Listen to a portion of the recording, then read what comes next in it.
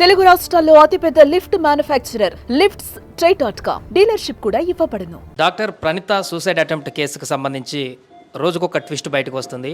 వాళ్ళు చెప్తున్నటువంటి వర్షన్కి, అదేవిధంగా ప్రణీత హస్బెండ్ నుంచి వారి అత్తమామలు చెప్తున్నటువంటి వర్షన్కి చాలా డిఫరెన్స్ కనిపిస్తుంది. ఈ నేపథ్యంలో దిల్సుఖ్ నగర్లోని ఒక ఆసుపత్రి వద్ద ప్రణీత వాళ్ళ అత్తమామ ఎవరైతే హస్బెండ్ ఉన్నారో వాళ్ళ తల్లిదండ్రులు చికిత్స పొందుతున్నారు హాస్పిటల్లో. తనకు కూడా గాయాలయ్యా, వచ్చి కొట్టారని కూడా చెప్తున్నారు అదే రోజు. దానికి సంబంధించి మనం మాట్లాడదాం. మనతో పాటు ప్రణీత హస్బెండ్ ఉన్నారు సికిందర్ గారు, వారితో మాట్లాడదాం. సికిందర్ గారు, ఏమైంది? మొదటగా మీ ఫాదర్ గారికి హాస్పిటల్లో జాయిన్ చేయించడానికి ప్రధాన కారణం ఏంటి? వాళ్ళు ఆరోపిస్తుంది ఏంటంటే ఆమె అటెంప్ట్ చేసింది కాబట్టి, హాస్పిటల్లో ఉంది కాబట్టి మీరు కూడా వచ్చి హాస్పిటల్లో జాయిన్ చేయించారనేటువంటి ఒక వర్డ్ని యూజ్ చేస్తున్నారు. ఏం చెప్తారు మీరు? లేదు సార్, వాళ్ళు యాక్చువల్గా మా ఫాదర్ మదర్ని చంపడానికి చూసి, ఆ ప్రాపర్టీస్ని ఖాళీ చేయడానికి చూసి ఒక డ్రామా ఆడిన సంఘటన అది. వాళ్ళు మా ఇంట్లో మా పేరెంట్స్ని పైకి వెళ్ళి కొట్టడానికి డోర్ బద్దలు కొట్టినారు. పగిలిపోయింది డోర్ పగిలిపోతే కానీ లోపలికి పోలేకపోయినారు. వాళ్ళది మాత్రం డోరు పగలలేదు, డోర్ ఇలా తీసి వెళ్ళిపోయినది. అండ్ వితిన్ 5-10 మినిట్సే వచ్చినారు, తీసుకుని వెళ్ళినారు. ఆమె వెళ్ళిపోయిన 5-10 మినిట్స్లోనే 50 మంది అక్కడ ఎక్కటైనారు. అందరూ వీధి రౌడీలు అండ్ వాళ్ళ ఫ్యామిలీ వాళ్ళు కూడా ఉన్నారు చాలామంది. వాళ్ళందరూ కలిసి పైకి వెళ్ళి, ఇప్పుడు మా డోర్ కూడా పెట్టుకునే ఉండే, ఆ అమ్మాయి డోర్ ఎట్లా పెట్టుకుందాం, మా డోర్ కూడా పెట్టుకుని ఉండే, కానీ మాది డోర్ పలగొట్టేసినారు. మీరు వెళ్ళేసి ఆ విజువల్స్ చూడాలి. మా ఇంటికి వెళ్ళేసి మీరు విత్ పర్మిషన్ వెళ్ళేసి అక్కడ చూడండి డోర్ ఎందుకు పగిలింది, ఎందుకు లోపలికి పోయినారు, లైట్స్ మెయిన్ ఎందుకు ఆఫ్ చేసినారు, మెయిన్ ఆఫ్ చేసేసి లోపల ఎందుకు కొట్టినారు. మా పోలీసు వాళ్ళు ఒక్క 5 minutes to 10 minutes లేట్ అయ్యి ఉంటే చనిపోయేవాళ్ళు సార్. మీ దగ్గర ఉంటే చూపించండి ఆ డోర్ పలిగినాయి. అండ్ ఇంకొకటి, ఈ అటెంప్ట్ చేసిన తర్వాత మీ తల్లిదండ్రులపైన దాడి జరిగిందా, లేకుంటే దాడి జరిగిన తర్వాత ఆ అమ్మాయి అటెంప్ట్ చేసిందా? ఆ అమ్మాయి ఇన్సిడెంట్ అయిన తర్వాత వాళ్ళందరూ ఆ అమ్మాయిని ఇలా తీసుకెళ్ళిపోయి ఎంబటే 50 మెంబర్స్ వచ్చేసేసి అందులో ఒక 10-15 మెంబర్స్ లోపలికి వెళ్ళినట్టున్నారు. మిగతా వాళ్ళు అక్కడే కింద చూస్తూ ఉన్నారు. వాళ్ళు ఎందుకు మెయిన్ ఆఫ్ చేయాల్సి వచ్చింది? నా క్వశ్చన్స్ వినండి. ఎందుకు మెయిన్ ఆఫ్ చేయాల్సి వచ్చింది? ఎందుకు మా కెమెరాలు పలగొట్టాల్సి వచ్చింది? ఎందుకు పలగొట్టాల్సి వచ్చింది? ఎందుకు మా డోర్ పలగొట్టాల్సి వచ్చింది? మా పేరెంట్స్ అక్కడే ఉన్నారు. మా పేరెంట్స్ పారిపోయినారు అన్నారు. మా పేరెంట్స్ని కొట్టినారు. దానికి సాక్ష్యము పోలీస్ వాళ్ళే వచ్చి రెస్క్యూ చేసినారు. మేము పారిపోలే. పోలీస్ వాళ్ళు కార్లో వచ్చేసి, వాళ్ళ వ్యాన్లో వచ్చేసేసి రెస్క్యూ చేసినారు. నేను మా ఫాదర్ నుంచి విన్నది ఏంటి అంటే, ఆ సిలిండర్ కూడా బయట ఉంటుంది యాక్చువల్గా కనెక్షన్. సిలిండర్ కూడా లోపలికి తీసుకొచ్చి ఆన్ చేయే బిఫోర్ పోలీస్ సైరన్ వినేసి, అమ్మో పోలీస్ సైరన్ వస్తుందని చెప్పేసి అందరు పరారైపోయారు. ఎందుకు పరారైపోతారు? వీధి గుండాలు కాబట్టి పరారైపోయినారు. సిలిండర్ కూడా ఆన్ చేసే క్రమంలో వితిన్ ఏ మినిట్ ఆన్ చేస్తారేమో, తీసుకొచ్చినారు లోపలికి. ఇప్పుడు కూడా నాకు తెలిసి ఆ సిలిండర్ అక్కడే ఉండొచ్చు.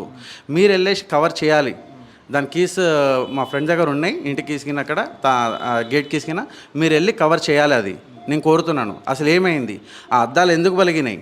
ఎవరు పలగొట్టారు? మాది మేమే పలగొట్టుకుంటామా? మా ఫాదర్ రిప్కేజ్ ఇరిగిపోయినాయండి. ఇప్పుడు కావాలంటే ఎక్స్రేలు చూపిస్తాను, మీరు డాక్టర్ని కూడా అడగండి. He's taking rest. ఇప్పుడు ఎందుకైనా నేను ఇది చూపిస్తానండి, కొన్ని విజువల్ చూపిస్తాను. ఇక్కడ చూస్తారా ఎంతమంది వచ్చినారు ఆ రోజు? అటెంప్ట్ జరిగి మా పేరెంట్స్ని తీసుకెళ్ళిపోయిన తర్వాత చాలామంది వెళ్ళిపోయినారు వీధి రౌడీలు. ఇంకా ఇది అద్దాలు చూసినారా సార్? మాది మేమే పలగొట్టుకుంటామా? సింపుల్గా మీరు ఆలోచించండి ఒకసారి. ఇందులో నుంచి మా మదర్ని గుంజుకొని పోయినారంట. మా మదర్ చెప్తున్నారు. టీవీ ఫర్నిచర్ మొత్తం ఎరగొట్టేసినారు. లోపల టీవీ కింద పడేసి ఫర్నిచర్ మొత్తం పలిగిపోయింది. ఇది నేను చెప్పడం కాదు సార్, మీరు వెళ్ళి చూడండి. కవర్ చేయాలని చెప్పేసి నేను అడుగుతున్నా. మా మదర్ ఫోను ఎట్లా పలగొట్టినారు చూడండి. మా మదర్ ఫోన్ ఇది ఓ చిన్న క్లిప్పింగ్ ఉంది. ఇది ఓ చిన్న సౌండ్ వస్తూ ఉంది అనుకుంటా.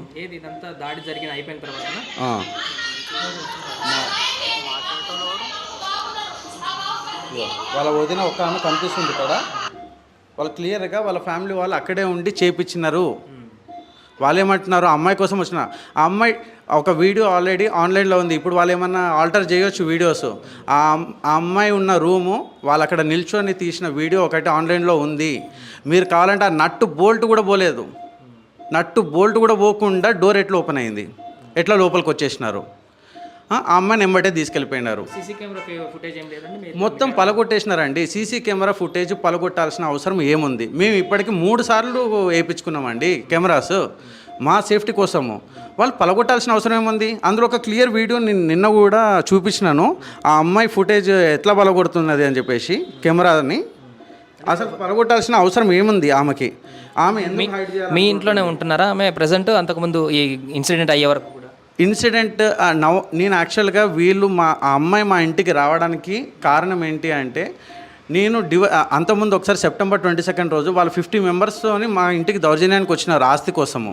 ఎందుకంటే ఆ రోజు నన్ను 50 మందిలో కూర్చోబెట్టి, మేము 5గురమే ఉన్నాము, 50 మందిలో కూర్చోబెట్టేసి నువ్వు ఉంటావా ఏంటి నీ పరిస్థితి అన్నారు. నేను ఉంటా అన్నాను క్లియర్గా. నా దగ్గర ఆడియో ఉన్నాయి, అవి కూడా ఆడియో ఉన్నాయి.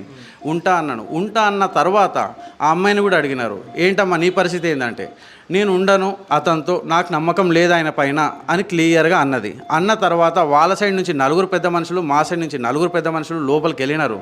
చర్చలు అయినాయి, ₹1 ఇది అది అన్ని డిస్కషన్స్ అయినాయి. అయిన తర్వాత ఒక కొలిక్కి వచ్చింది. కొలిక్కి వచ్చిన తర్వాత ఆ అమ్మాయి మళ్ళీ వాళ్ళ పెద్ద మనుషులతోని, అరే ఇట్లా కాదు, వీళ్ళు ఇంత ఇస్తాను ఒప్పుకున్నారు కదా, ఇది కూడా తీసుకుందాము, ఇంకో అపార్ట్మెంట్ అడుగుదాము, నువ్వు ఉంటా అని చెప్పు, అప్పుడు అపార్ట్మెంట్ కూడా రాసిస్తారు, చేపిచ్చిస్తారు అని, నేను ఉంటాను చెప్పమని మళ్ళీ ఎంబటే చేంజ్ చేసేసి సాయంత్రానికి, మధ్యాహ్నం ఏమో ఇదన్నారు, సాయంత్రానికి ఏమో ఆ అమ్మాయి ఏమంటుంది, లేదు నాకు ఉండడానికి ఓకే, కాకపోతే నాకు ఇవన్నీ కావాలి ప్లస్ అపార్ట్మెంట్ కూడా కావాలి ఉండడానికి. 2 ఎకరాల 26 గుంటలు కూడా ఒప్పుకున్నాడు. అది అన్న తర్వాత ప్లస్ అపార్ట్మెంట్ కూడా కావాలన్నారు.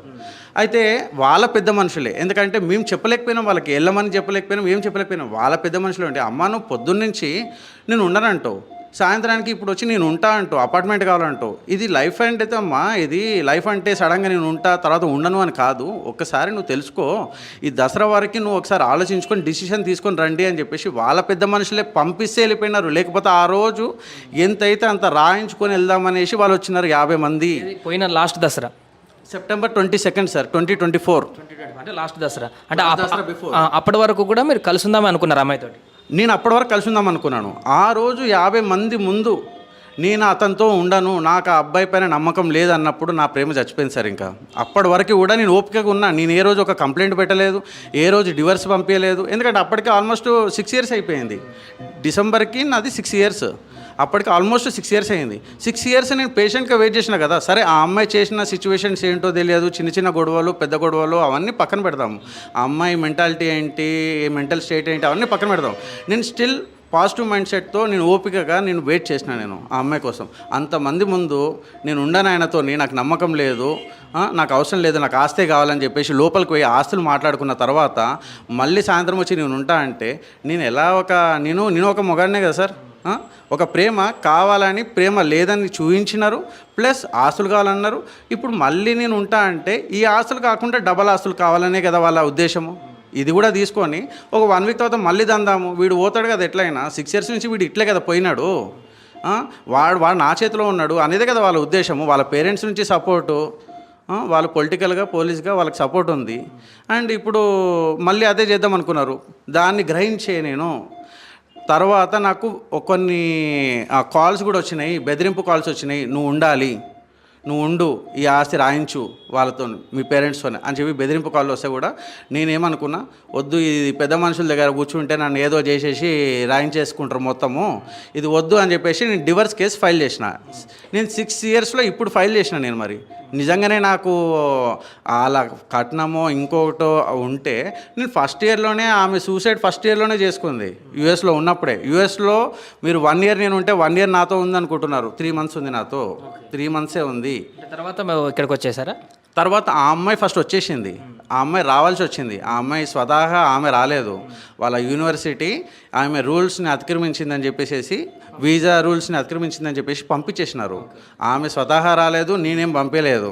కావాలంటే మీకు ఆ డాక్యుమెంట్స్ కూడా పెడతాను. యూనివర్సిటీ నుంచి వచ్చిన ఈమెయిల్స్, ఈమె మాట్లాడిన డిస్కషన్ అవన్నీ పోస్ట్లో మా ఇంటికి వచ్చినాయి అనమాట. ఆ తర్వాత వచ్చి మీ ఇంట్లో ఉన్నారా, తల్లిగారింట్లో ఉన్నారా? వాళ్ళ ఇంటికి వెళ్ళిపోయినారు. నాతో మాట్లాడట్లేదు, తర్వాత కూడా మాట్లాడట్లేదు. అమెరికన్ క్లాసెస్ వచ్చాయా మీకు? అమెరికా నుంచి క్లాసెస్ ఉన్నాయి. డే 1 పెళ్ళి అయినప్పటి నుంచి క్లాసెస్ ఉన్నాయి మాకు. రిసెప్షన్ రోజు నుంచి క్లాసెస్ ఉన్నాయి. ఏ విషయంలో? అన్ని చిన్న చిన్న విషయాలే సార్. నిన్న ఒక యాంకర్ కూడా అడుగుతామండి, రీజన్ ఏంటి సార్ అంటే, రీజన్స్ మీకు అందరికి చెప్తే చిన్నగా అనిపిస్తాయి, కానీ ఆమె చేసే పనులు చాలా పెద్దగా ఉంటాయి. ఇప్పుడు సింపుల్గా ఒక చిన్న పని, ఇప్పుడు ఇది ఒక కవర్ అనుకోండి, నేను మూవీ వెళ్ళినాము ఇద్దరము హ్యాపీగా, రెస్టారెంట్కి వెళ్ళినాము తిన్నాము. తర్వాత మూవీ నుంచి వచ్చే టైంలో ఒక కవర్ ఉండే అమెరికాలో, నేను ఈ కవరు ఇట్లా వేసేసిన, నాకు అవసరం లేదని కింద రచ్చ దాని గురించి తీయాలి. ఇప్పుడు నువ్వు తీసవా ససవా నేను దిగానని చెప్పేసి నేను కూడా ఎందుకో కూర్చున్నాను. నేను దిగానని చెప్పేసి నేను కార్లో కూర్చున్నా, ఆమె బయట ఉంది. ఇంకా తీసవా అని చెప్పి ఆ కవర్ తీసి నా కార్కి సైడ్, అంటే ఆమె మెంటాలిటీ చెప్తున్నాను నేను, సైడ్కి అది మిర్రర్ ఉంటుంది కదా దాన్ని కట్టేసింది. దాన్ని కట్టేసి నువ్వు అది కట్టేసి మళ్ళీ ఇట్లా మొత్తం ఆ మిర్రర్ని కూడా ఇట్లా అన్నది, ఎలక్ట్రానిక్ది అది మొత్తం ఇట్లా వెనకాల కన్నా. ఏంది అట్లా చేస్తున్నావు పిచ్చిగా, ఫస్ట్ అది తీసేసి అంతా సెట్ చేసి లోపలికి వస్తేనే నేను డోర్ ఓపెన్ చేస్తాను అన్న. లేదు చేయనని చెప్పేసి I will go with Uber అని చెప్పేసి రాసేసి నాకు చూపించేసి వెళ్ళిపోయేది. అప్పుడు టైం ఎంత అవుతుంది, రాత్రి 11:30 అవుతుంది. రాత్రి 11:30.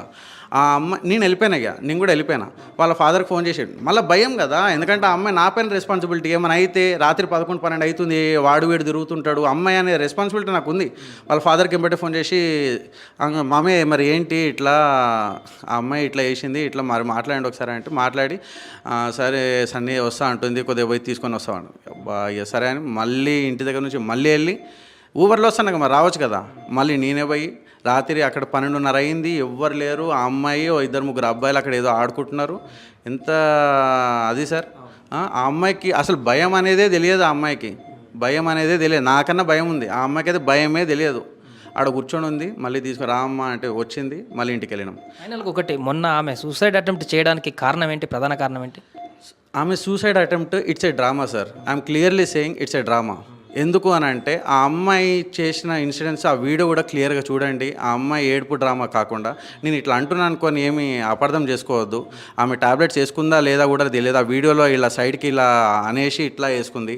సో అప్పుడు వేసుకుందా ఈ టాబ్లెట్స్ పడేసిందా కూడా నాకు తెలియదు. ఇట్స్ అన్ అనుమానం, నేనేమి క్లెయిమ్ చేయట్లేను అది నిజం అని చెప్పేసి.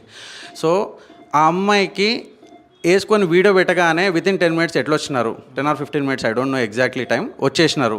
ఎట్లా డోర్ తీసుకొని ఫాస్ట్గా వెళ్ళిపోయినారు. డోర్ ఎట్లా బద్దలు కొట్టకుండా పోయారు. మా డోర్ ఏమో ఇరిగిపోయింది, వాళ్ళ డోర్ ఏమో ఇరగలేదు. ఇరగకుండా లోపలికి ఎట్లా వెళ్ళిపోయినారు, ఎంబటే వెళ్ళిపోయినారు. ఎంబటే 50 members ఎట్లా జమ అయినారు. జమ అయిన ఫోటో వీడియో చూపించినాను మీకు ఇందాక, అంతమంది ఉన్నారు.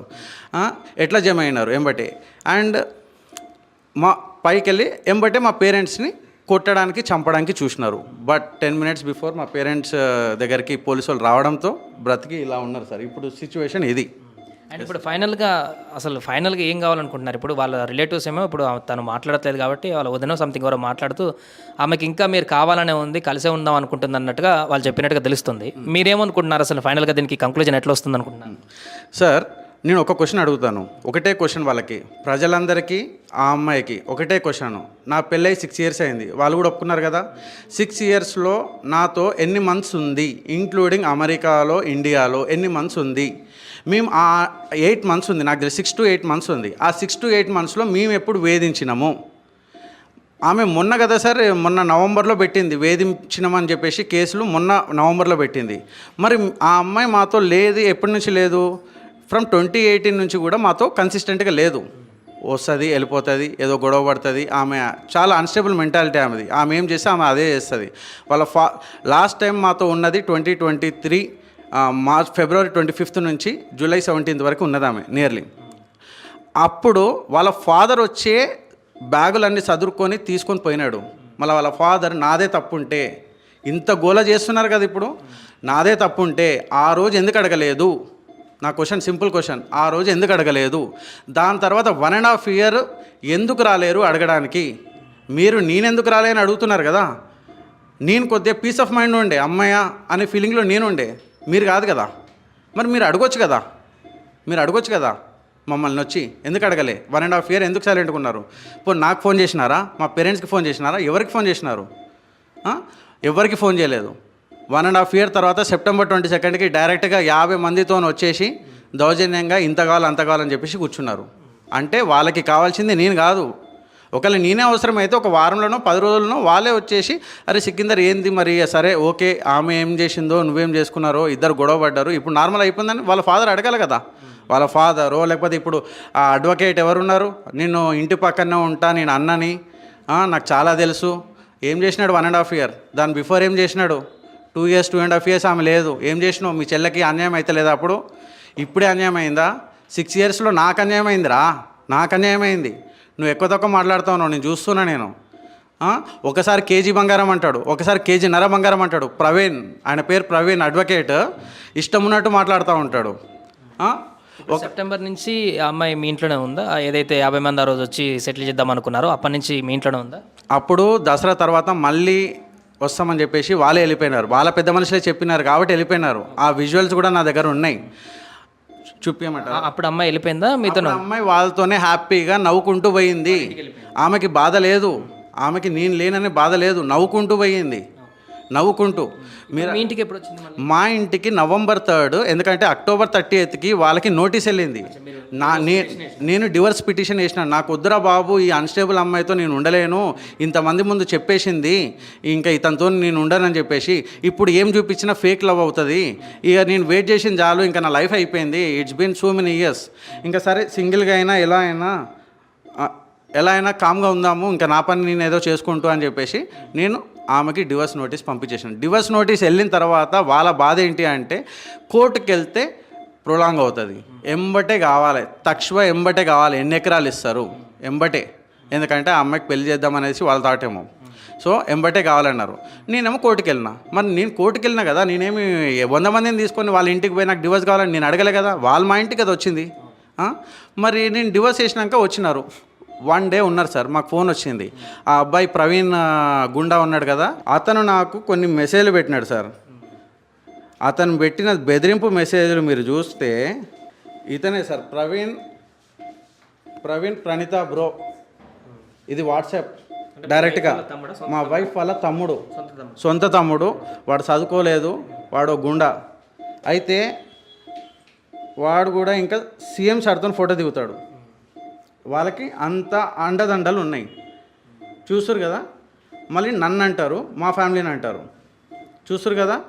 ఓకే, మళ్ళీ తర్వాత అతను పెట్టిన బెదిరింపు మెసేజ్ చూడండి. ఇక్కడ ఫస్ట్ కూర్చున్నారు వాళ్ళు, తర్వాత టెంట్ వేచి ఇక్కడే వంట చేస్తాము అంటే బెదిరిస్తున్నారు. మీరు వచ్చి సెటిల్ చేయకపోతే పైసలు మేము టెంట్ వేసి కూర్చుంటామన్నాడు. నేను రిప్లై చేయలేదు, నేను అతను కాల్ లిఫ్ట్ చేయలేదు, మాట్లాడలేదు. వీళ్ళు ఏదో బెదిరిస్తున్నారు, సరే ఓకే కొద్దిగా కూల్ అయినాక మాట్లాడదామని అనుకున్నా. ఎందుకంటే వాళ్ళు కొట్టేలాగా కూడా ఉన్నారు ఆ టైంలో. ఎందుకంటే మేము పైసల గురించి డిస్కషన్ పెడితే మీరు డివర్స్ ఎట్లా పంపిస్తారు, కోర్టులో ఎట్లా చూసుకుంటారు, ఇప్పుడు కోర్టుకి ఎందుకు పోయింది మ్యాటర్ అని చెప్పేసి వచ్చినారు. చూస్తుండగానే టెంట్ వేసినారు సార్, చూస్తారు కదా, టెంట్ వేసేసారు. టెంట్ వేసి ఇట్లా కూర్చున్నారు బెదిరించి మమ్మల్ని రప్పియడానికి. తర్వాత అతను ఏమంటాడు, ఇంకా రిప్లై ఇవ్వకుంటే నెక్స్ట్ మీడియాలో వస్తుంది, మాకు మీడియా ఇవెవరు, మాకు మీడియా కానీ ఈ మహిళా సంఘాలు కానీ ఎవరు తెలియదు, మేము ఒక నార్మల్ కామన్ పీపుల్ మేము. మళ్ళీ నెక్స్ట్ మహిళా సంఘాలు వస్తాయి, మెసేజ్ చూడండి క్లియర్గా. నేను రిప్లై ఇవ్వలేదు సార్, ఏది రిప్లై ఇవ్వలేదు నేను. లాస్ట్కి ఇట్లా టెంట్ వేసి ఇవన్నీ బెదిరించడానికి, మమ్మల్ని రప్పియడానికి, మేము అమ్మ పోతే ఏం చేస్తారు అని చెప్పేసి నేను వెళ్ళలేదు. That is Praveen Kumar. వాళ్ళు ఆ టెంట్ వేసేసి వాళ్ళు 1 dayలో టెంట్ వేసినారు సార్. నేను ఒకటే క్వశ్చన్ అడుగుతున్నా, నేను 6 years వెయిట్ చేసిన ఆ అమ్మాయి కోసము, 1 day ఓపిక పట్టలేకపోయినారా? సెకండ్ డేకి వస్తారేమో అని చెప్పి చూడలేకపోయినారా? అంటే ఇప్పుడు నువ్వు టెంట్ వేసేస్తే పరువు ఎవరిది పోతుంది? ఒక అమ్మాయి టెంట్ వేసింది, హస్బెండ్దే కదా పరువు పోతుంది, నీది కూడా పరువు పోతుంది కదా. ఇద్దరం కలిస్తేనే కదా ఒక ఫ్యామిలీ, వైఫ్ అండ్ హస్బెండ్ కలిస్తేనే కదా ఒక ఫ్యామిలీ. మామ అత్తయ్య ఉంటేనే కదా ఒక ఫ్యామిలీ. మామయ్య అత్తయ్య హస్బెండ్ అందరూ గంగలో కలిసిపోని, వాళ్ళ పరువు గంగలో కలిసిపోని వాళ్ళకి మాత్రం అనుకున్నది సాధించాలనేదే కదా టెంట్ వేసినారు. లేకపోతే ఇంకో 2 రోజులు వెయిట్ చేసి కూర్చుందాము, మాట్లాడుకోండి, అమ్మాయితో కలిసి ఉండండి అని అనేవాళ్ళు కదా. అలా పరువు తీసుకొని మళ్ళీ అదే పరువు తీసుకొని అలా ఎట్లొచ్చి ఉంటుంది అమ్మాయి. ఫైనల్గా ఏం చెప్పదలుచుకున్నారు? దీని తర్వాత ఏం కావాలనుకుంటున్నారు? కలిసి ఉద్దేశం ఏమైనా ఉందా? ఫైనల్గా సెటిల్మెంట్ ఏమైనా చేసేటువంటి అవకాశం ఉందా, లేకుంటే కోర్టు ప్రకారం వెళ్తారు? నేను ఒకటే చెప్తాను సార్, నేను చాలా వీడియోస్లో చూస్తున్నాను, వాళ్ళు అడుగుతున్నారు, మీలాగానే అడుగుతున్నారు, అసలు మీకు ఏం కావాలమ్మా అని వాళ్ళని అడుగుతున్నారు. అసలు మీకు ఏం కావాలని అడుగుతున్నారు. వాళ్ళకి అటు డబ్బులు అడగాలా లేకపోతే నాతో ఉండాలా అనేది వాళ్ళకు కన్క్లూజన్ రావట్లేదు. ఓకే, డబ్బులు వద్దనేసి వాళ్ళు ఇప్పుడు చెప్తున్నారు, ఎందుకంటే వాళ్ళు పొరపాటు పడుతున్నారు, అంటే బయట ఒక డిఫరెంట్ మీనింగ్ వెళ్తుందని చెప్పేసి వాళ్ళు ఇప్పుడు ఏమంటున్నారు, అమ్మాయికి అబ్బాయితోనే ఉండాలి అనేసి వాళ్ళ ఫీలింగ్. మా పేరెంట్స్తో సంబంధం లేదు కదా ఆ అమ్మాయికి, ఓన్లీ నాతోనే కదా సంబంధము, నేనే కదా కావాలి, మా పేరెంట్స్ కాదు కదా, మా ఆస్తి కాదు కదా. ఆస్తి వద్దన్నారు కదా వీడియోలో, రీసెంట్గా చూసిన వీడియోస్లో ఆస్తి వద్దన్నారు కదా, ఇల్లు వద్దన్నారు కదా, ఏది వద్దన్నారు, నేను ఒక్కనే కదా కావాలి. ఇప్పుడు నేనే చెప్తున్నా, వాళ్ళ దగ్గరికి వెళ్ళకు ప్లీజ్, వాళ్ళని డిస్టర్బ్ చేయకు. మీ పేరెంట్స్కి కూడా చెప్తున్నాను, నీకు కూడా చెప్తున్నాను, వాళ్ళ దగ్గరికి వెళ్ళకు. They are senior citizens.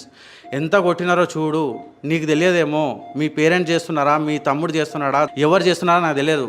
It's going in a wrong way. క్లియర్గా చెప్తున్నాను, వాళ్ళ దగ్గరికి వెళ్ళకండి ప్లీజ్. వాళ్ళ దగ్గరికి వెళ్తే ఏమొస్తుంది, నీకు నేను కదా కావాలి, నేను కావాలంటున్నావు కదా.